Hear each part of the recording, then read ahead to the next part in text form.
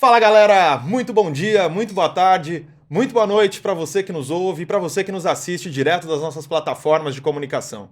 Eu sou Fernando Dutra, host do Conectando Rotas, o podcast da Mots, a transportadora digital que simplifica e que agiliza a vida do motorista caminhoneiro por todo esse Brasil. E hoje nós vamos falar de um assunto muito importante para o nosso setor, que são os meios de pagamento de transportes. Você sabia que o sistema financeiro brasileiro é um dos sistemas mais sofisticados de todo o mundo? Mas, por outro lado, quando a gente olha para os meios de pagamento do transporte, existem ainda muitas soluções que não são homologadas e que não são formais. Isso pode trazer uma série de problemas para toda a nossa cadeia. Tanto para o motorista que não tem a certeza de que vai receber pelo valor do frete prestado, e também para o embarcador, que pode tomar multas e penalizações por conta disso. Bom, e para falar desse assunto, eu tenho o prazer de receber hoje aqui no Conectando Rotas uma das maiores autoridades sobre esse assunto, ele que fez uma carreira brilhante em torno desse tema e que hoje está à frente de uma das maiores empresas de soluções de pagamento de fretes do Brasil. Seja bem-vindo ao Conectando Rotas, Vinícius Fernandes. Boa, muito obrigado, Dutra, pelo convite. Um prazer estar aqui com vocês. Acho que a gente vai ter um papo bem legal aí sobre os meios de pagamento na logística. Legal, cara. Obrigado de novo pela tua presença aqui, pela disponibilidade. Ó, e para começar o nosso papo de maneira leve e descontraída, eu vou começar com uma polêmica, que é o assunto que mais se fala no mercado de meios de pagamento aqui do Brasil hoje. Teu nome é Vinícius ou Vinícius? Boa pergunta. O bom é perguntar para minha mãe, ela vai saber responder melhor. Mas, na verdade, é Vinícius, com O, né? Foi como a minha mãe colocou quando eu nasci. Mas o Vinícius com U é mais normal, então as pessoas vão botando, às vezes, Vinícius com U, vai ficando em algum registro, alguma coisa. Tem um monte de lugar que meu nome tá errado. Mas se você perguntar pra minha mãe, é Vinícius com O. Que legal. Cara, o primeiro Vinícius que eu conheço é isso. Tem que ser autêntico, né, cara? É isso aí. Ah, que legal. Boa. Vinícius, e pra gente começar esse nosso papo, sempre ouço das pessoas que eles gostam muito de ouvir sobre a carreira das pessoas, sobre a vida pessoal das pessoas. E seria muito legal, né, de você compartilhar aqui com a nossa audiência um pouquinho da tua vida, um pouquinho da tua carreira, né? Por onde você passou para chegar na posição que você está hoje. Você consegue compartilhar um pouquinho com a gente? Com certeza.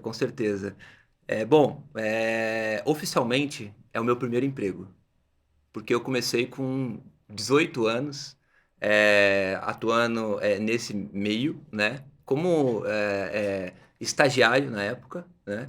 E eu fui tendo oportunidades e aproveitando essas oportunidades ao longo da minha carreira na empresa. Fui crescendo, né? Então eu estou há 20 anos nesse meio. Eu tenho 37 agora. Eu sei que não parece, mas é 37. E eu fui aproveitando essas oportunidades. A empresa foi crescendo, eu fui crescendo junto com a empresa, né? Eu costumo dizer que não é a mesma empresa, porque as coisas foram mudando e foram evoluindo ao longo do tempo, né? Então eu comecei numa empresa lá no Rio Grande do Sul, que era a Embratec, né, que era focada em gestão de frota, né? Essa empresa foi comprada pela Edenred e eu vim junto com a compra, né? Então depois eu continuei minha carreira junto na Edenred.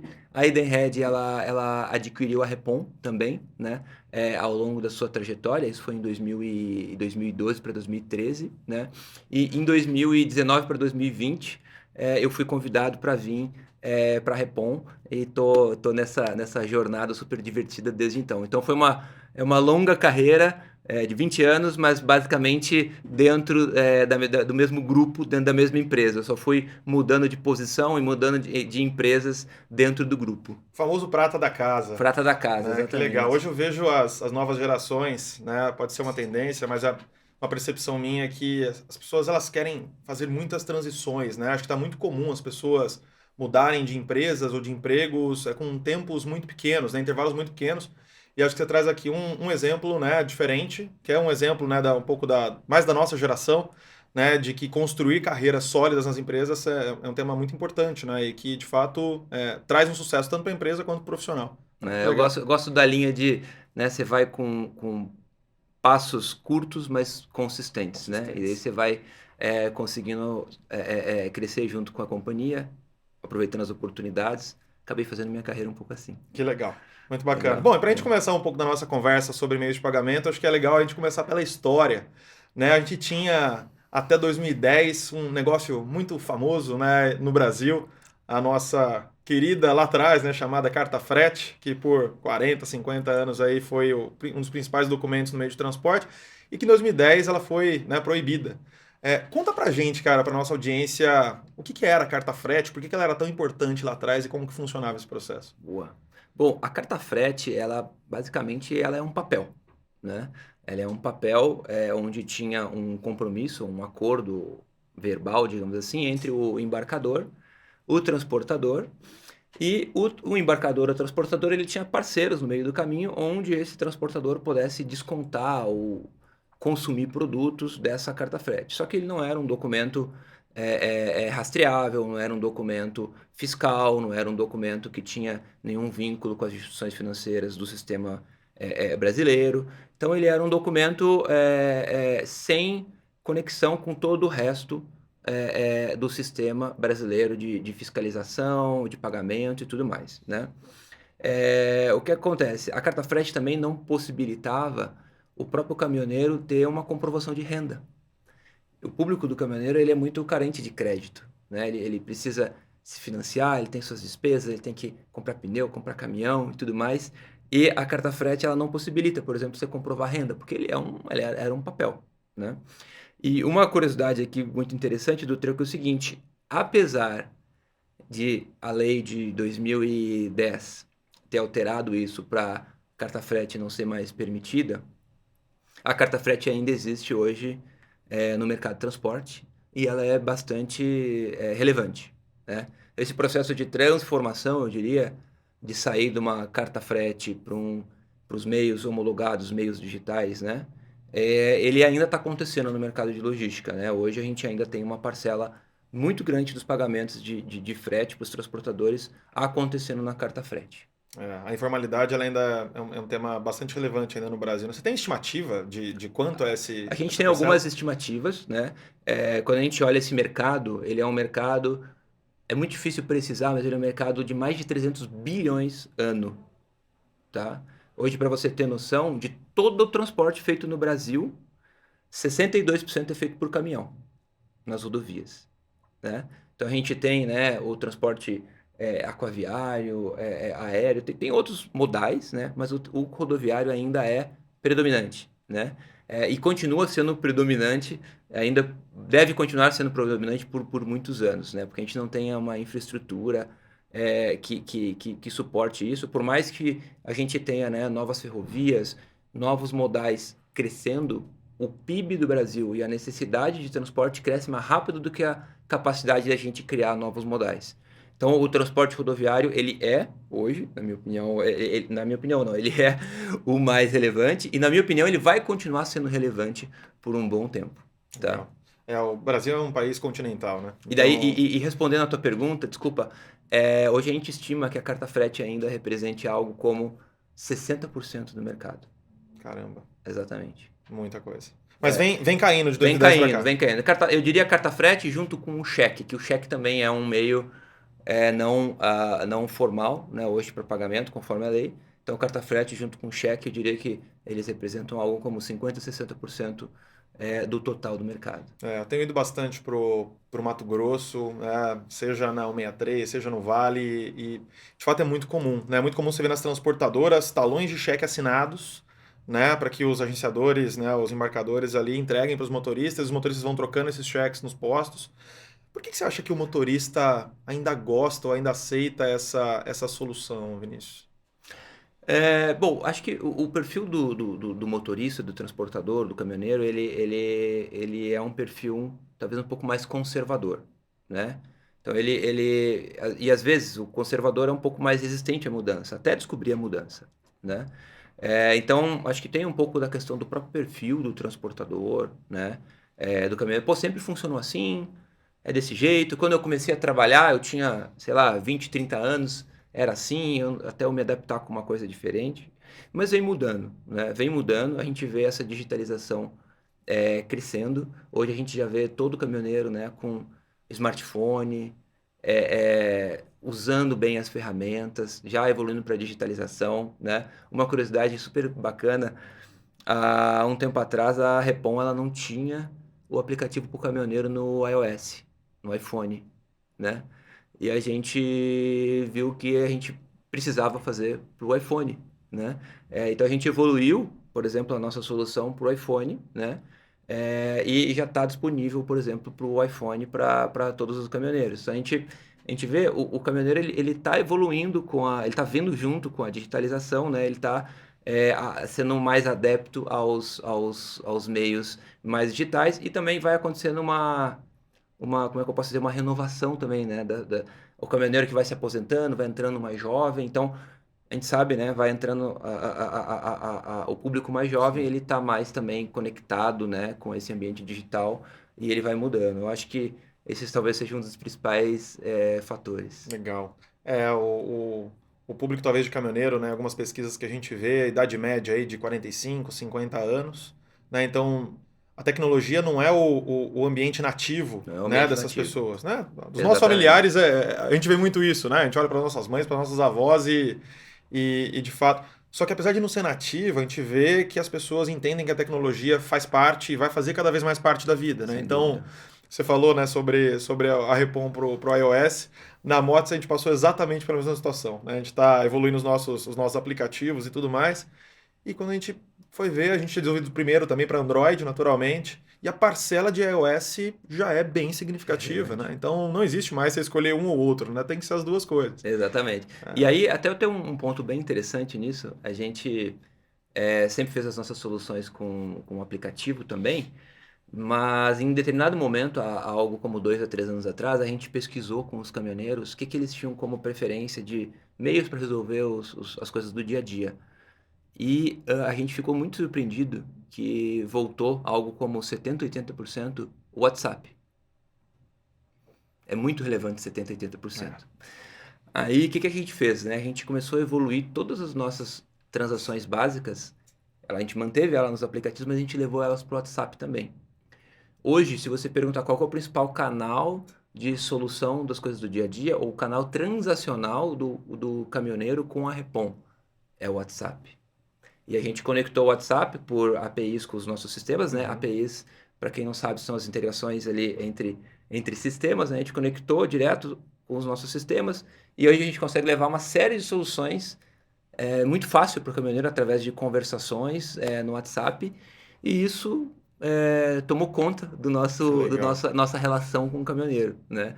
Então hoje a gente, às vezes vai fazer alguma coisa nova, a gente faz primeiro no WhatsApp e Depois depois no a gente aplicativo. faz nos aplicativos, tanto no Android quanto no iOS. E essa é a importância nossa, né, como profissionais, como executivos do mercado, de estar próximo do nosso público, né? Porque se a gente desenvolve algo que parece, né, intuitivamente ser mais coerente, que é desenhar soluções dentro do nosso próprio aplicativo, não é isso que de fato o motorista ou caminhoneiro está usando, né? Perfeito, Então, de fato, a gente tem que entender, né, o público e desenvolver soluções para isso. perfeito. Né? Que legal. E, bom, a gente falou um pouco da carta frete lá de trás, e de 2010 até, né, 24 agora, o mercado avançou muito. E a Edenred Repom foi a primeira empresa homologada pela NTT lá atrás, né, como empresa de pagamento eletrônico de fretes. Sim, Então, acho que, na minha visão, olhando de fora, a história da evolução desse sistema no Brasil, ela se confunde muito com a história do desenvolvimento né, da própria Repom. Como é que você faz esse paralelo? Como é que a Repom se desenvolveu nesse caminho e como é que você vê o mercado se desenvolvendo nesse caminho, Vini? legal, legal. Uma curiosidade, a Repom ela existia muito antes da lei. A Repom tem 30 anos, né? Então a Repom começou muito antes de ter a lei do pagamento eletrônico de frete, fazendo soluções para os postos, para ajudar nessa parte de gestão da carta frete. Foi assim que começou o negócio da Repom, né? E uma outra curiosidade, você sabe o que significa Repom, Dutra? Não sei. É Não sei. rede de postos modernos. Olha Porque só. quando a gente começou a solução lá no passado, né, era muito focado nos postos de combustíveis, né? Então a Repom significa, e daí a marca ficou e Que bacana. hoje tem uma certa conexão, mas não é tudo que a gente faz, mas a marca se estabeleceu dessa forma, né? Só trazendo algumas curiosidades aqui, né? E aí, Legal. bom, aí veio a lei, primeiro veio a lei do Vale Pedágio, né? Verdade. 2001, 2002. Depois a lei do frete, ela veio em 2007. Só que ainda não estava direcionando, ou digamos assim, tirando a carta frete do jogo, né? Aí vem uma atualização da lei em 2010 sobre a questão de ter o meio homologado para pagar pela NTT, né? E depois demora um pouco entre a lei sair e a resolução sair. Em 2011, efetivamente, que saiu a resolução da NTT Uhum. determinando tudo como é que tinha que ser. Então a Repom participou desde o começo da construção desse negócio, né? Criando e contribuindo junto com os órgãos, né? Do governo para construir isso, principalmente junto com a NTT lá na época, né? Fomos sim a primeira empresa, né, homologada na NTT. Se você entrar lá na NTT, você vai ver a listinha das empresas homologadas, você vai ver o código da Repom, é 001, né? Então a gente foi a primeira empresa homologada na NTT, sim, né? Mas o mercado de 2010 para o mercado de agora, ele foi evoluindo muito, ele mudou muito. Eu não diria que é o mesmo mercado lá de 2010, 2011, ele foi evoluindo muito, né? Muita coisa teve que ser feita ao longo dessa jornada, em questão de agregação de valor, de modalidades de pagamento para os clientes, de incrementar a solução, de otimizar a relação com o caminhoneiro, né? Então, assim, esse mercado ele se movimenta demais, né?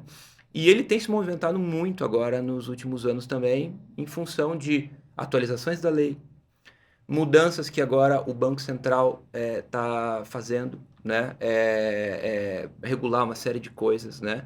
Então, passou a ser exigido também que as empresas fossem autorizadas e homologadas também pelo Banco Central, né? Está na atualização da lei, né? A Repom ela já é homologada no Banco Central, ela também foi a primeira a homologar no Banco Central. Nós temos homologação no Banco Central antes mesmo de ser exigido na lei, a gente fez em 2020, né? Mas agora vai ser obrigatório para todos, né? Então a gente vem se preparando para tudo que está mudando, né? As próprias mudanças agora de Banco Central entrando muito mais nesse processo, acho que vai profissionalizar muito, né? O Banco Central vem também fazendo mudanças que limitam ou alteram as dinâmicas de relação com as bandeiras, com o processo de pagamento, né? E as empresas, como a gente, tem que se adaptar para isso, né? Nem sempre essas mudanças elas são boas lá no resultado da empresa, mas a gente entende que elas vão ser boas para o contexto global, para o contexto nacional, né? Então a gente tem que se adaptar rápido a isso, né? Mas como eu falei, esse mercado ele vem evoluindo muito, né? Se a gente pegar lá o que a gente tinha em 2011, 2012, para o que a gente tem agora, já são soluções muito mais robustas, né? Soluções que visam muito mais a relação com o transportador, com o caminhoneiro também, porque não adianta a gente trazer algo que seja bom para quem está pagando o frete e não trazer algo que seja bom para quem está recebendo frete, né? Então, isso foi evoluindo ao longo do tempo, né? E eu acho que o grande desafio aqui é como que a gente, além dos requisitos da lei, consegue gerar valor, né? Agregar valor para quem tá nesse ambiente, né? Trazendo digitalização, trazendo automação, trazendo redução de custo, trazendo otimização do fluxo de caixa, né? Então tem uma série de coisas aqui que a gente vem trabalhando, porque isso que realmente gera valor para esse ecossistema de logística, né? Não é necessariamente a emissão do CIOT na NTT que gera valor, né? O que gera valor é isso, é você automatizar, você reduzir fraude, você reduzir desvios, você otimizar fluxo de caixa, você fazer uma série de coisas que vai ter ganha-ganha para todo mundo e a logística vai evoluir. Legal. E para você que está gostando da nossa conversa, não deixou o seu like ainda, deixe seu like, deixe seu comentário, fale aqui nos nossos comentários quem você também gostaria de ver aqui na mesa do Conectando Rotas e segue acompanhando a gente aqui que tem muita coisa legal ainda para você que está nos ouvindo e nos assistindo.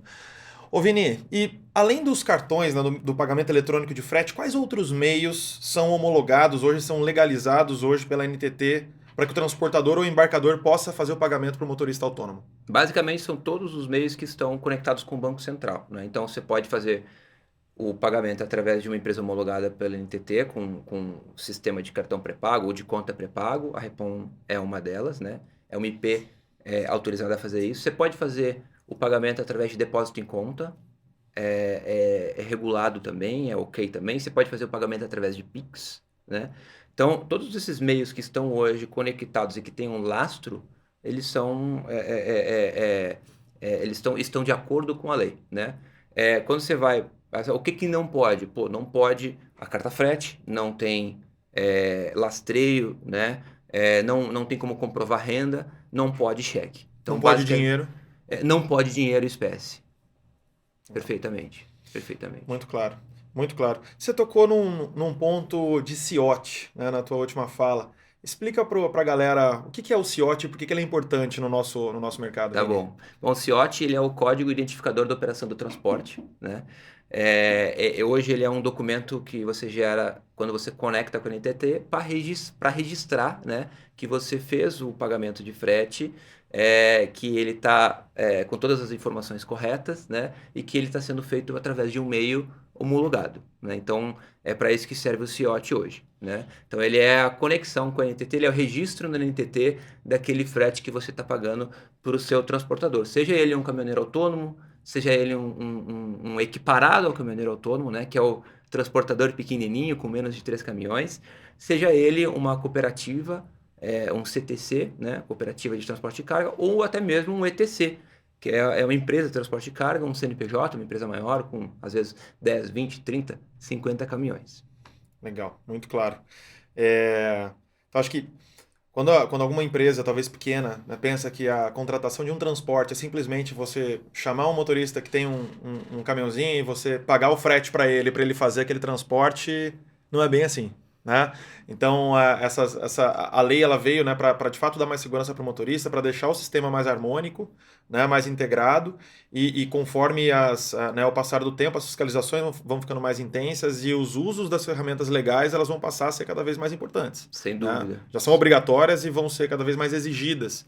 Sem Né? Então é dúvida. muito importante, de fato, usar os meios homologados. Perfeito. E o sistema está evoluindo, né? Agora o governo tem a iniciativa do DTE, que é o Documento de Transporte Eletrônico, né? Muito possivelmente o DTE vai ser uma evolução do CIOT e ele vai agregar mais coisas. E a intenção aqui é ter cada vez esse mercado mais formal, mais digital, né? Porque quando você tem um mercado mais digital, mais lastreado, você pode fazer muito mais coisa, né? Então, por exemplo, o acesso ao crédito para o caminhoneiro, ele deve aumentar na medida em que o mercado se digitaliza e fica mais formal, né? O caminhoneiro ele vai poder comprovar renda, ele vai ter lastro de tudo que ele recebeu. Então, como consequência, você vai ter mais crédito, mais soluções chegando para esse público, ele vai ficar mais bancarizado, né? Então, como eu falei antes, é um ganha-ganha, né? Você vai formalizando, você vai digitalizando e ao mesmo tempo você vai trazendo mais soluções para esse ecossistema. Todo ecossistema ganha, né? Todo o ecossistema ganha, sem dúvida. Ah, legal.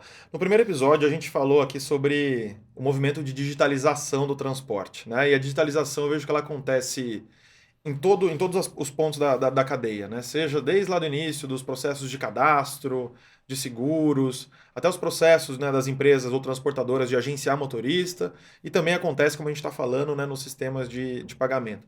A gente já tocou um pouco ali sobre a adesão dos motoristas nesse tema, mas eu queria que você explorasse um pouquinho mais é, é, como que você acredita que os motoristas vão se comportar, os caminhoneiros vão se comportar nesse futuro com essa entrada maior de tecnologia no sistema? E como que as empresas do ecossistema, seja as empresas de solução de pagamento, seja as transportadoras ou os embarcadores, podem contribuir para que esse sistema fique de fato cada vez mais formalizado, porque é um ganho para o nosso ecossistema como um todo. Como é que você vê isso, Vini? Tá, legal. Bom, primeiro eu acho que a gente volta lá para aquele ponto de a gente vai conseguir fazer isso levando mais, agregando mais valor para todo mundo, né? Com mais automação, redução de desperdício de tempo, redução de fraude, às vezes otimizando o fluxo de caixa. Então, esses são as alavancas, né? Se a gente gera isso para quem está pagando frete e para quem está recebendo frete, por que não? Por que não mudar? Por que não evoluir, né? Então, eu acho que esse é o desafio das empresas, é o nosso desafio, né? A gente busca isso como grupo Edenred para todos os nossos clientes. Então, acho que esse é o grande pilar que vai motivar esse processo todo, né? Quando a gente olha assim a digitalização do transporte, né? Até tem um dado aqui, há alguns anos atrás, eu não lembro exatamente o ano, a McKinsey soltou uma pesquisa que eles fizeram sobre a digitalização nos diferentes setores, né? Então você pega lá, por exemplo, os bancos, o e-commerce, a indústria de transformação, alguns já com um índice de digitalização avançado, né? Quando você pega o transporte, a logística como um todo, a logística ela ainda está, digamos assim, abaixo da mediana, né? No assunto de digitalização como um todo, né? Então, mas eu vejo que está evoluindo muito rápido, né? Como é que faço para conseguir evoluir aqui para mudar isso? Precisa de muito investimento. Porque quando a gente está falando aqui de, poxa, como é que eu vou digitalizar? Precisa ter empresas, e aí eu falo de todas as empresas da cadeia, né? Empresa que fornece serviço como a gente, as empresas que são grandes pagadores de fretes como a Mods. Todo mundo precisa investir muito, né? E precisa transformar os processos, mas precisa de muito investimento. E aqui é a grande dificuldade, né? Poxa, eu tenho que ter grana para fazer investimento. Eu tenho que aportar coisa aqui para fazer investimento, né? A gente, né, tem isso muito como visão, né? A Repom, a Edenred Repom, ela vem investindo fortemente nesse mercado, né? A gente hoje coloca alguns milhões de CAPEX. CAPEX, para quem não sabe, é o dinheiro que a gente usa para investimento, né? É o capital de investimento em novas soluções, né? Então, eu acho que aqui temos que ter empresas corajosas, empresários corajosos, investindo muito para fazer o ambiente de logística se transformar e se digitalizar. E já está acontecendo isso, a gente já vê isso, mas acho que esse vai ser a grande alavanca para fazer o mercado de logística, né, sair lá do abaixo da mediana e ficar entre os setores mais digitalizados do nosso país. É um belo desafio. Um belo desafio, é um belo desafio e depende da gente, que são os líderes das empresas, depende de quem está oferecendo serviço, depende de quem está pagando frete, depende de quem está recebendo frete, de causar essa transformação. Legal. E a gente também ajuda um pouquinho aqui com conhecimento, levando conhecimento para essa galera que Sem está dúvida, sem olhando dúvida. esse mercado como um todo, né? É isso aí. Legal. E olhando para o futuro, ô Vini, a gente falou um pouco da digitalização, dos motoristas. Quando a gente fala dos sistemas de pagamento de frete, né? A gente avançou, você falou que a gente avançou muito, né? E eu concordo totalmente de 2010 para cá. O que vem pela frente na tua visão, né? A gente comentou no início do episódio aqui que o sistema financeiro do Brasil, de fato, ele é muito sofisticado, né? Inclusive em comparações com mercados desenvolvidos como o norte-americano ou europeu. Mas ainda tem coisa a desenvolver, né? Sem A gente dúvida. lançou recentemente o Pix, que começa a ser adotado agora, né, pro transporte também. Mas o que você, como, né, líder aí da Edenred Repom, o que você vê que vem pela frente que você pode compartilhar com a gente? Legal. Bom, acho que tem um assunto do Pix que é inevitável. O Pix ele veio muito forte, ele está vindo muito forte, né? Ele teve uma penetração absurda, né? Muito rápida, né? E o Pix ele já está muito presente no mercado do transporte, né?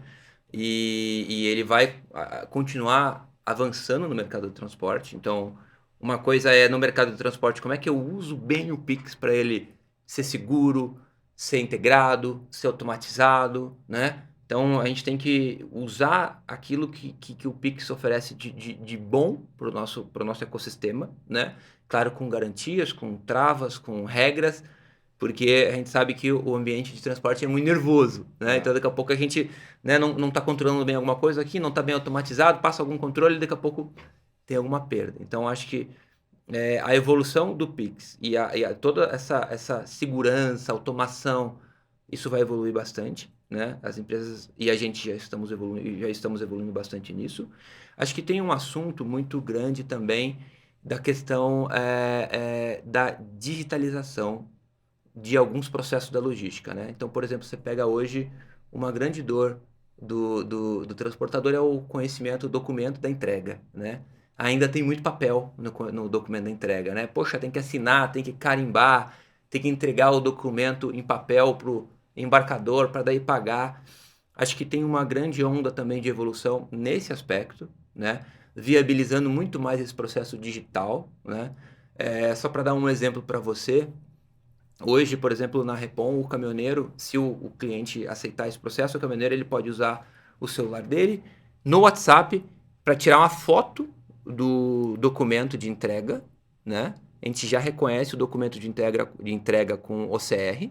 OCR é uma tecnologia de reconhecimento de imagens, né?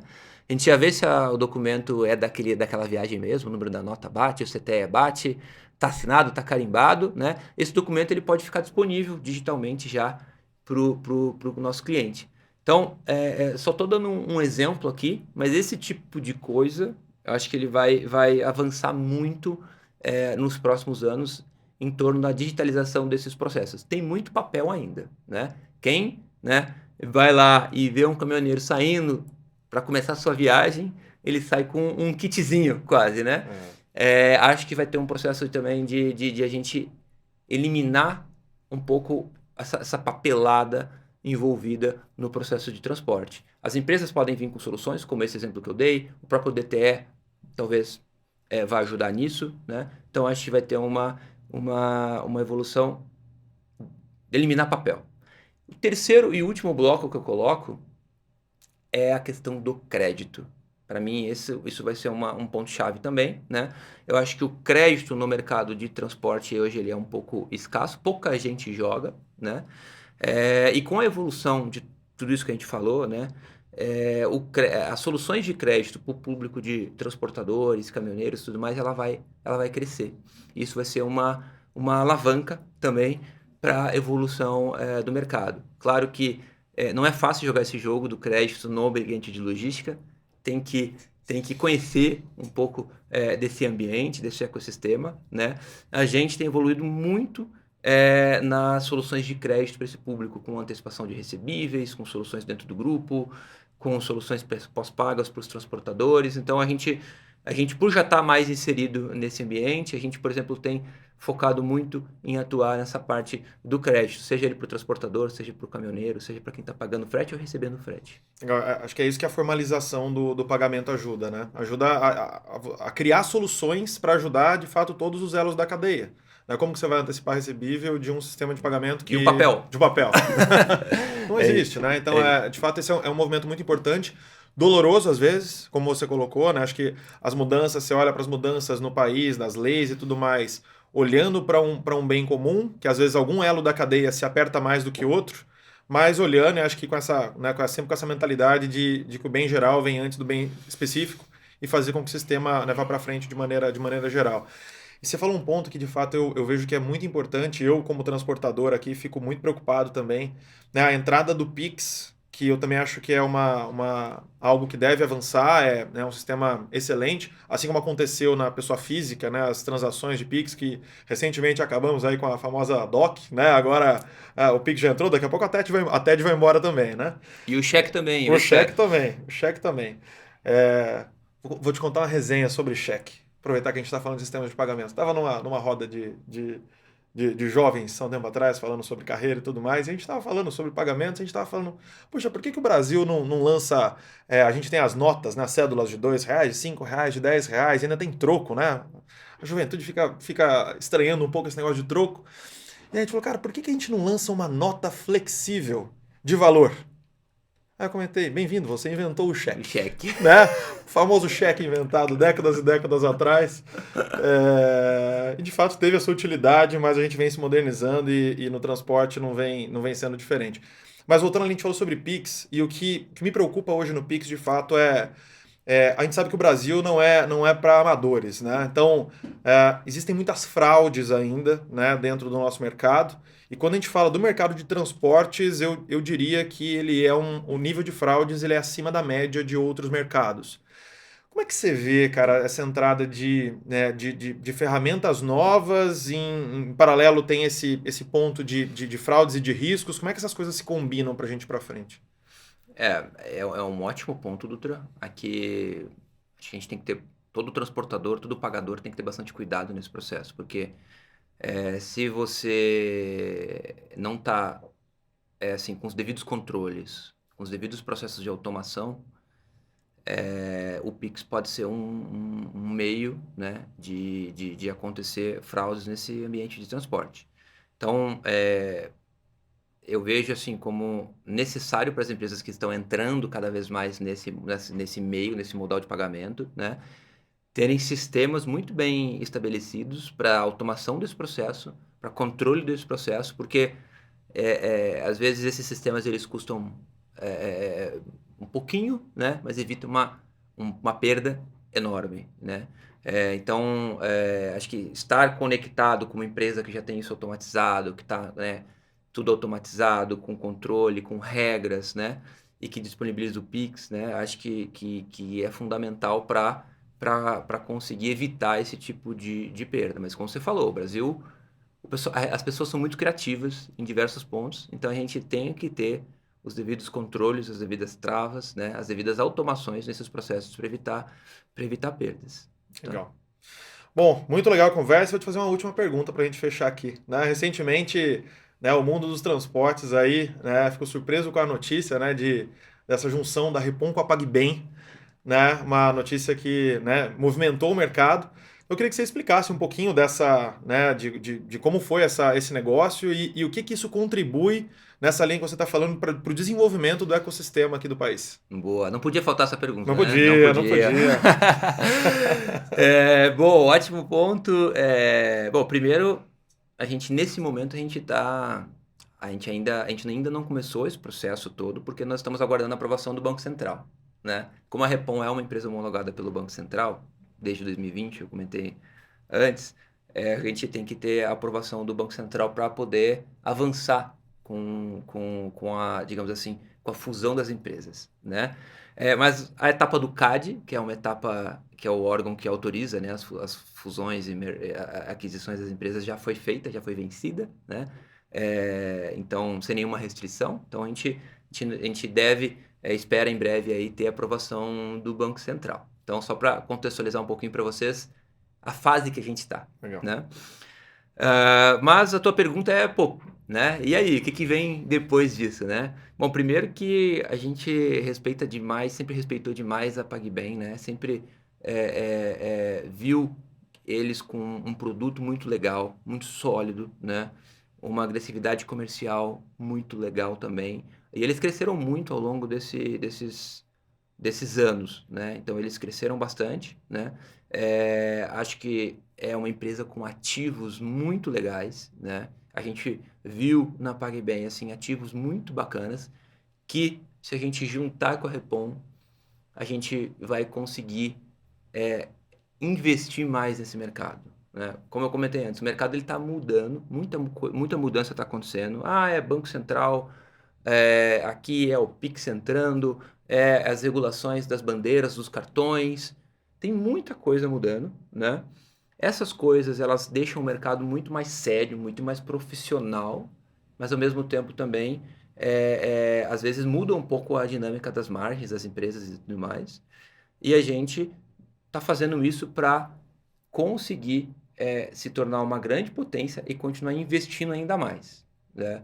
Porque esse mercado ele precisa de alto nível de investimento, né? Então, para você ter alto nível de investimento, você tem que estar rodando bem, você tem que estar com caixa, você tem que estar com a bala na agulha para continuar investindo, né? Então, o nosso negócio é baseado em tecnologia. Tecnologia precisa de investimento alto, né? Então, qual que foi a grande tese, assim, né? Bom, primeiro, a gente vê ativos excepcionais na PagBem. Uma empresa que estava crescendo muito, as equipes são fantásticas, né? Então, a gente viu isso, né? E a gente está vendo que esse mercado, como um todo de pagamento, ele vai ser um mercado que ele, com tudo que está acontecendo de mudança, ele deve ser um mercado que vai consolidar um pouco, né? Acho que vai ficar menos empresas, mas com um nível de exigência muito grande, principalmente em função de Pix, Banco Central e tudo mais, né? Então, a gente quis, né, buscar um ótimo parceiro para avançar nessa consolidação com o principal objetivo de como é que eu continuo investindo forte nesse mercado, colocando dinheiro em inovação. Para vocês terem noção, se você hoje juntar os times de Repom e PagBem em tecnologia, a gente está falando de algo em torno de 120, 130 pessoas só de tecnologia, só desenvolvendo coisas novas para os clientes, né?